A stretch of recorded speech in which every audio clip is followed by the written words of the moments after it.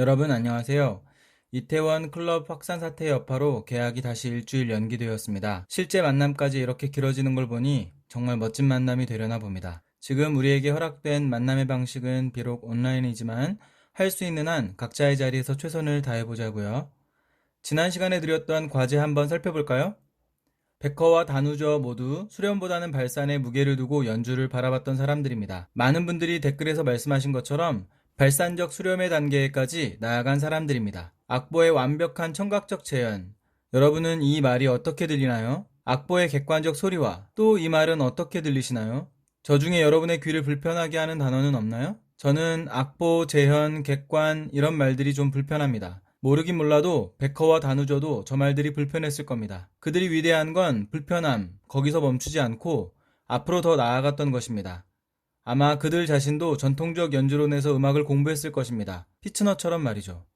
어느 시기까지는 그래, 악보를 충실하게 재현해야지, 악보를 따라야지 이렇게 생각했겠죠. 여기까지는 음악이라는 텍스트에 대한 축자적 읽기, 분석적 읽기입니다. 그러나 그들은 비판적 읽기라는 다음 단계에 접어듭니다. 교과서에 나와 있는 거니까, 맞는 거니까 받아들여야지, 외우고 익히고 기억해야지, 이게 아니라 왜지? 왜 악보를 따라야 하지? 완벽한 재현이라고? 왜 그래야 하지? 그리고 나서 베커는 전통적 연주론이 재생산적 연주일 뿐이라며 강하게 비판합니다. 비판 이후에야 창의적 발산이 이루어질 수 있습니다. 여러분도 아다시피 베커는 비판으로 끝나지 않고 연주를 아예 다시 정의해버리죠. 이것이 10강에서 만날 수 있는 베커의 연주론입니다. 베커에 의해 연주자는 창조자가 됩니다. 다누저도 기본적으로는 베커와 같은 스탠스를 취하고 있지만 연결, 서로 연관 이런 키워드가 눈에 띕니다. 아마도 전통적 연주론과 비판적 연주론 사이에서 중재를 시도하려는 입장 아니었을까 싶은데 이것은 저의 뇌피셜이니 감안하고 들어주세요. 어쨌든 다누저의 분석적 해석론이라는 새로운 이론도 그에게 주어진 전통적 연주론이라는 텍스트를 읽고 또 읽어 지배하게 되고, 그러나 자신의 생각과는 달라 비판적 읽기를 시도하게 되고, 그 어디쯤에서 대안을 모색하다가 창의적 발산이 이루어진 것 아닐까요? 우리가 음악 전공자는 아니니 이 내용 여기까지만 하고요. 그러면 이번에는 우리가 한번 발산적 읽기를 시도해 보겠습니다. 지난번 확장적 읽기 설명드리면서 그 조건으로 텍스트의 지배와 동일률을 말씀드렸습니다.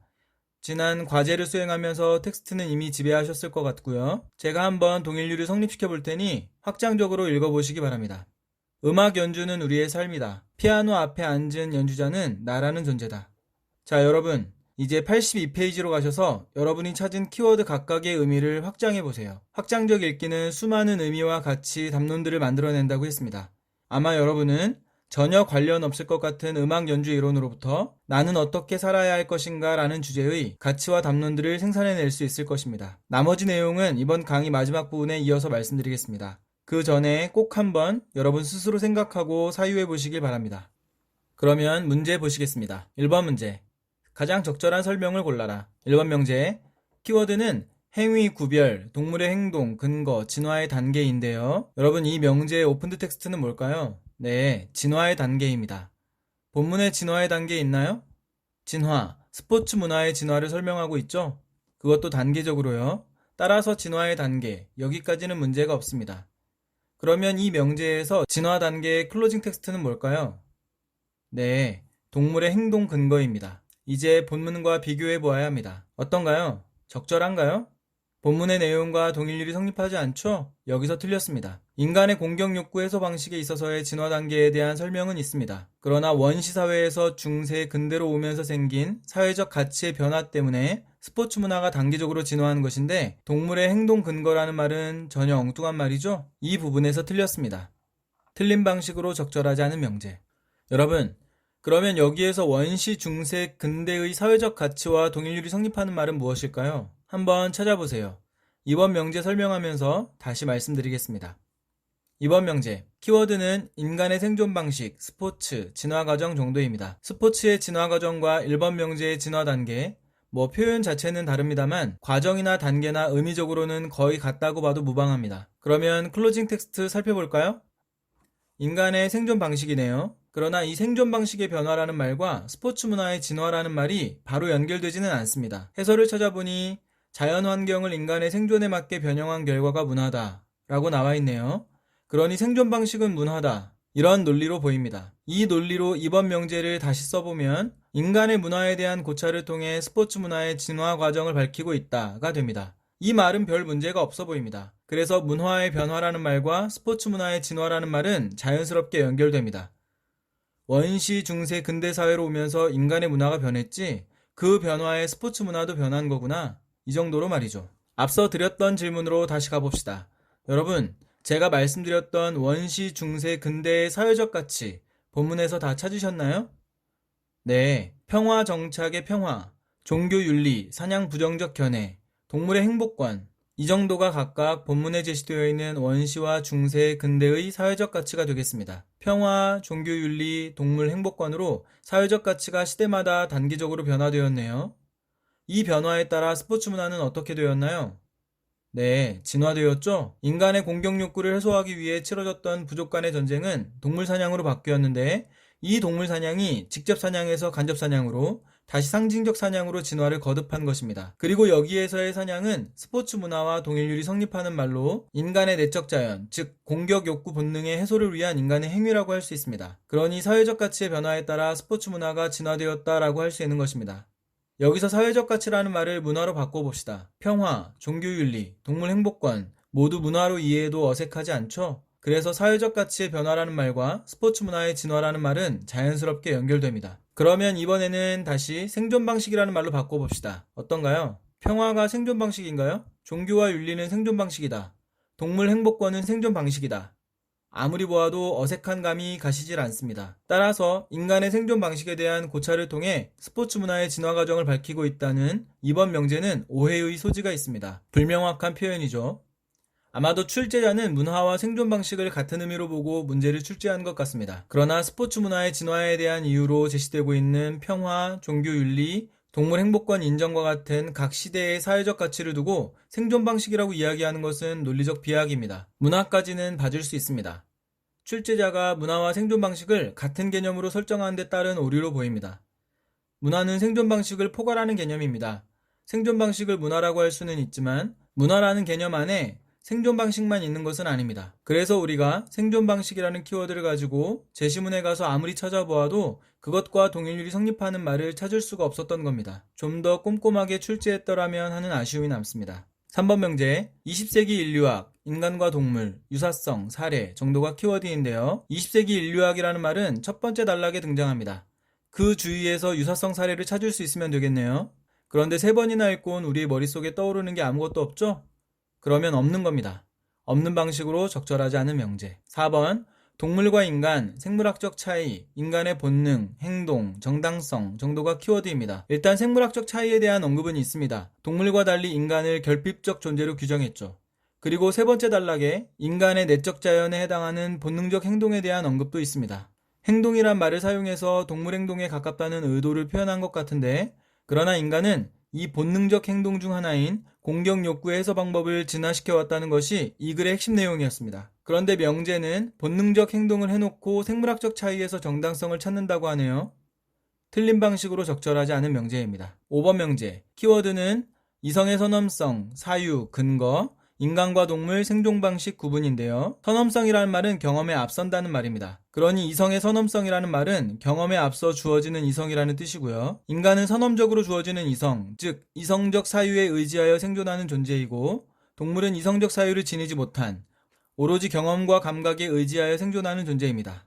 그런데 본문은 존재의 선험적 이성은 배제한 채 오로지 생물학적 조건만을 가지고 인간을 동물과 비교합니다. 그 결과 나온 말이 결핍적 존재, 생물학적 비발달성입니다. 명제의 이성의 선험성 사유 근거라는 말이 틀렸습니다. 틀린 방식으로 적절하지 않은 명제. 한 가지 덧붙이자면 이 글은 선험적 이성 요소를 배제하고 인간 존재를 규정하는 다분히 경험주의적 입장의 글이라고 할 수 있습니다. 2번 문제, 기억 미음에 대한 내용으로 적절하지 않은 것을 골라라. 1번 명제의 기억은 결핍적 존재네요. 이것에 대한 설명 부분의 키워드는 인간, 공격기관, 감각기관, 못하다 인데요. 어떤가요? 맞는 설명이죠? 본문 첫 번째 단락에서 확인할 수 있는 내용입니다. 입증 가능, 적절한 명제. 2번의 니은은 자연인데요. 설명 부분 키워드는 인간, 생존, 부적절, 환경입니다. 생존, 부적절과 동일률이 성립하는 말. 한번 본문에서 찾아볼까요? 첫 번째 단락 5번째 줄. 자연환경에서 생존이 불가능함에서 단어의 순서만 바꾸면 생존이 불가능한 자연환경, 생존 부적절 환경이 되네요. 동일률이 성립합니다. 같은 단락의 마지막 줄에는 자연 상태 그대로는 생존이 불가능하다 라는 표현도 있네요. 입증 가능, 적절한 명제. 3번의 디귿은 행위입니다. 설명 부분, 자연, 변형, 적합, 환경, 만들어가는 능동적 행동 정도가 키워드인데요. 두 번째 단락의 행위의 개념을 설명한 부분에서 키워드만 찾아 연결해 놓은 명제네요. 괜찮죠? 입증 가능, 적절한 명제. 4번, 리을은 문화인데 설명 부분에서 인간, 결핍, 보완, 결과 정도가 키워드입니다. 이것도 두 번째 단락 마지막 문장에서 키워드만 골라 묶어놓은 명제입니다. 입증 가능, 적절한 명제. 5번, 미음, 공격욕구. 설명 부분의 키워드는 우두머리 공동체 위협 원인입니다. 네 번째 단락 콘라트 로렌츠 해석과 정반대의 내용이죠. 공동체를 위협하는 원인이 아니라 공동체의 위협에 대처할 수 있게 하는 원인적 요소가 바로 공격욕구라고 했습니다. 틀린 방식으로 적절하지 않은 명제. 3번 문제, 보기 텍스트 분석해 보겠습니다. 11세기 방광 초기 축구, 도시의 큰 길 2,300여 명, 1862년 최초 경기 규칙, 영국 축구연맹, 규칙 축구 시작. 그러나 각자 자신들 규칙과 방법 때문에 규칙 통일해야. 20세기 이후 미디어 중계, 스포츠 각광, 스포츠 스타 탄생, 관람 문화 정착. 보기 내용 한 번 더 정리해 볼까요? 초기 축구 규칙도 없었는데 영국에서 규칙 축구 시작했고, 그러나 규칙도 저마다여서 통일해야 했다. 그러다가 미디어 중계하면서 스타도 생기고 관람 문화도 생기고, 이 정도가 되겠습니다. 본문의 내용과 보기의 내용으로 5개의 명제가 만들어졌습니다. 판단해 볼까요? 1번 명제, 키워드는 규칙 축구, 공격욕구 본능, 통제 시도 관련인데요. 시행된 것은까지가 보기에서 온 사실 부분이고요. 그 이유가 본문을 통해 판단해야 하는 의견 부분입니다. 마지막 단락 두 번째 문장으로 판단할 수 있겠네요. 스포츠에서 규칙은 어떤 역할을 하는가? 명제의 공격욕구 본능 통제와 동일률이 성립하는 말로 본문에는 공격욕구 무분별 분출 막기 위해 라는 표현이 있습니다. 입증 가능, 적절한 명제입니다. 2번 명제, 스포츠 스타 탄생, 상징적인 사냥감 등장이 키워드입니다. 탄생한 것은 까지가 사실 부분, 이후가 의견 부분인데 사실 부분의 스포츠 스타와 의견 부분의 상징적인 사냥감 사이에 동일률이 성립하지 않죠? 제시문에서 상징적인 사냥감은 꼴대나 관역이었습니다. 꼴대와 관역이 사냥의 대상이라면 스포츠 스타는 사냥이라는 행위의 대리인 정도가 되겠네요.